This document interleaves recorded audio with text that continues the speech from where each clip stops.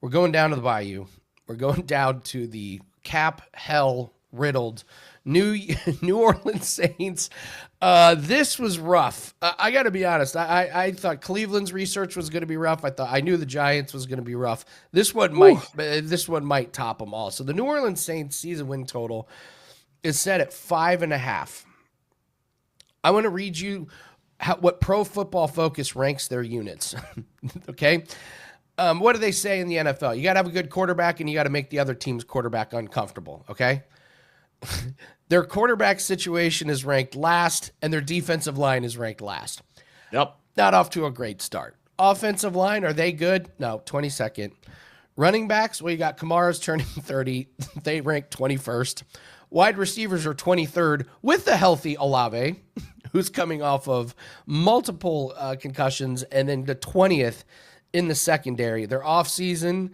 They have no cap space, so they just signed some guys to some one-year deals. They did sign Chase Young to 3 years, and then their quarterback retires. This is a rough one. What did you take away when looking up the Saints? Woof is the takeaway when looking at the New Orleans Saints. I mean, you laid it out there perfect. One thing I will say, I'm not one of the people who like worships at the altar of PFF because I do think, maybe they're waiting a little bit too much of what we saw last year. Cause I think the offensive line is a little bit better than ranking them 22nd. So there is something to improve upon there. But as far as the defense is concerned, not only are they old, not only are they kind of run down, they're also having a complete schematic change heading into this year, Andy. They're going now to a 3-4 defense. So the onus is going to be on the linebackers a little bit more. And, your best defensive player is probably a Cam Jordan who should probably be heading to a retirement home soon, right? Like there's not much tread left on the tires of this New Orleans Saints defense. And that's what concerns me. Yes, Fatoni or Fat One, if you will. Year 20 of Cam Jordan incoming here. Here's the thing to be excited about, I guess, Andy, if you want me to play a little devil's advocate here for the New Orleans Saints is you do have Kellen Moore coming to town, who notoriously works terrific with quarterbacks. However, when you look at the track record with quarterbacks, all of the quarterbacks that he worked with, Andy, were at least talented before he got there. He got to work with Justin Herbert, Dak Prescott, and wins a Super Bowl last year with Jalen Hurts. Now he gets to work with Tyler Show. He gets to work with Spencer Rattler and Jake Hayner. I'm not sure if I'm so excited for Kellen Moore, but Kellen probably wouldn't have taken the job if he didn't at least think he could build something here, right? I don't think Rome will be built in a day. There's no way you can talk me into betting over on the New Orleans Saints. That's where it ends for me.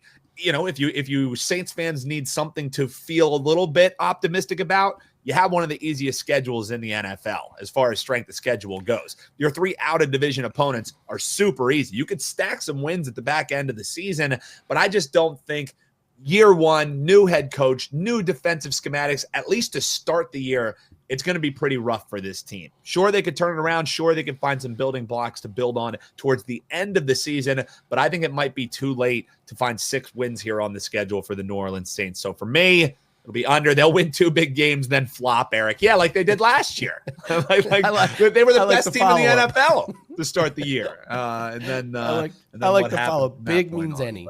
Just any. Yeah, game. big means any. Yeah, under 5.5 for me for the New Orleans Saints. I think better days are to come. I just don't think they're going to be coming in the first 2-3 months of the season. Their schedule is all dependent on how can they finish strong, because they start off with a lot of L's. The Cardinals, the 49ers, at Seahawks, at Bills. Okay, home Giants, potential. Patriots, at Bears, Bucks, at Rams, at Panthers, bye.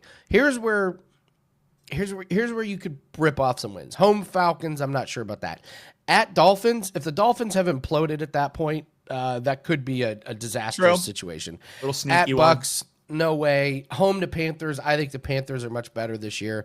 But then you got home Jets. Do we know what the Jets are going to be? And then at Titans and at Falcons. And if that game is meaningless for Atlanta, you could have some. But I think the morale on this team could be a little rough to start the year. And Tyler Show is a few weeks older than Trevor Lawrence, which is just like it just doesn't sound right. I'm with you.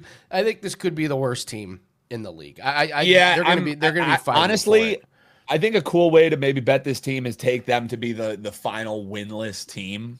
I think because you mentioned it there, the schedule to start is pretty brutal. So when you compare this team to other teams out of the gate, yeah, there's some teams who might stumble out, but new head coach, new defensive schematics, like the reasoning lines up and the schedule lines up, even with an easier schedule padded towards the back end, for this to be the final team to be winless. I don't think they go 0-16, 0-17, but I do think this could be a team. If you want a plus money way to bet this team, take them as the final team to be winless through the season. And if you want to know what the NFL thinks about them, this is one of the only teams who doesn't have a single primetime game.